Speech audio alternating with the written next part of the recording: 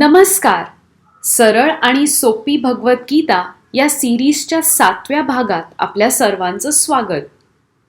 गीतेतल्या अध्यायांमधले ज्ञान आपण आपल्या दैनंदिन जीवनातल्या गोष्टींसाठी वापरू शकतो. गीतेतला दुसरा अध्याय म्हणजे सांख्ययोग हा समजून घ्यायला आपण सुरुवात केली आहे. भीष्म पितामह यांना पांडवांचा विजय होईल अशी खात्री का होती? संकटही काही आपल्याला टाळता येत नाहीत, पण त्यातून मार्ग शोधणे हे गरजेचे आहे. मार्ग शोधायला आपली मदत कोणी करू शकतं का? या प्रश्नांची उत्तरं शोधूयात आपल्या आजच्या या भागात. यम हि न व्यथयन्त्येते पुरुषम पुरुषर्षभ समदुःख सुखं धीरम सोमृतत्वाय कल्पते. या श्लोकातून श्रीकृष्ण अर्जुनाला समजवतात की जी व्यक्ती सुखात किंवा दुःखात स्थिर राहू शकते त्या व्यक्तीला मुक्ती प्राप्त होते. ऐकायला सोपे असले तरी रोजच्या जीवनात आणणे कठीण आहे, नाही का? भीष्म पितामह हे भगवान श्रीकृष्णांचे भक्त होते. युद्धात दुर्योधनला मदत करण्याचा निर्णय घेऊन त्यांनी अधर्माची बाजू घेतली हे त्यांना माहीत होते. या निर्णयाचा त्यांना अभिमान नव्हता, पण त्यांच्या मनात एक विचार होता.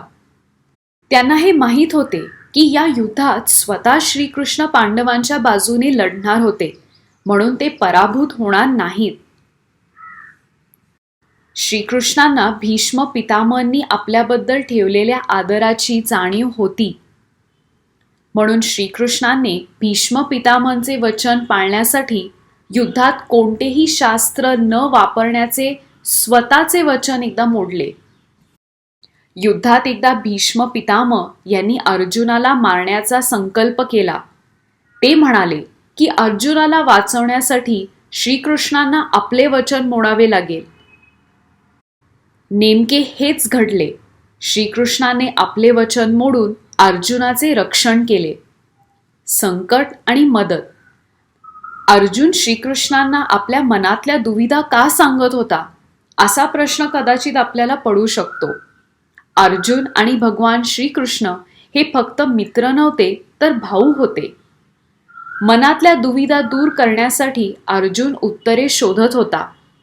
आणि श्रीकृष्ण यांच्यापेक्षा जाणता व्यक्ती कोण? एखाद्याने स्वतःच्या मनातले विचार व्यक्त का करावे? कारण आपले वैदिक शास्त्र सांगते की एक आध्यात्मिक गुरु आपल्याला ज्ञान प्राप्त करण्यास मदत करू शकतो. आणि या ज्ञानाने आपण जीवनात कोणत्याही गोष्टीला सामोरे जाऊ शकतो. संस्कृत भाषेत लिहिलेले आपले वेद आपल्याला योग्य वागणूक काय आहे हे जाणून घेण्यास मदत करू शकतात. गुरुचा महत्त्व सांगायचा झाला तर संदीपनी मुनी यांनी श्रीकृष्णांना मार्गदर्शन दिले होते.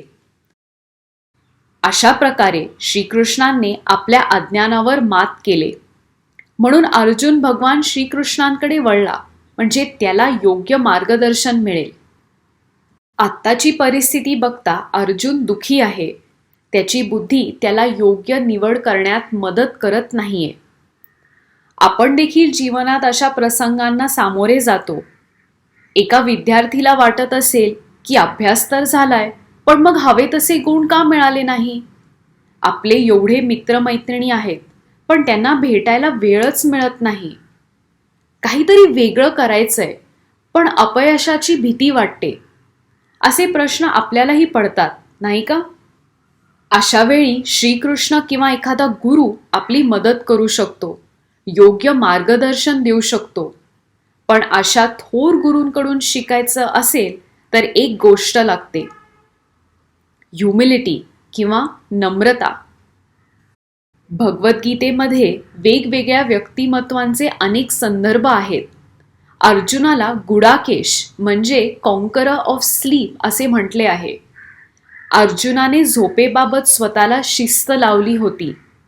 केव्हा झोपायचं आणि किती वेळ झोपायचं हे तो स्वतः ठरवू शकत होता. एखाद्याच्या झोपेवर असे नियंत्रण असणे आपण कल्पना करू शकतो का? असं शक्य असतं तर वेळेचा सदुपयोग करून किती वेगवेगळ्या गोष्टी आपण करू शकलो असतो. भगवान श्रीकृष्णांना ऋषिकेश म्हणजेच मन आणि इंद्रियांचे स्वामी किंवा master of the mind and census असं म्हटलं आहे. अशी क्षमता आपल्यात असती तर? अर्जुनाच्या मनातली यातना तर आपल्याला माहीत होती, पण श्रीकृष्ण शांत होते. परिस्थिती गंभीर होती. युद्ध कोणत्याही क्षणी सुरू होणार होते.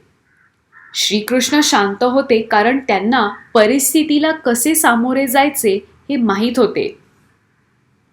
श्रीकृष्णांकडे अशी कुठली माहिती होती जेणेकरून अर्जुनाचे मन शांत होऊ शकते? हेच ज्ञान आपल्याला पण उपयोगाचे आहे का? जाणून घेऊया पुढच्या भागात. धन्यवाद.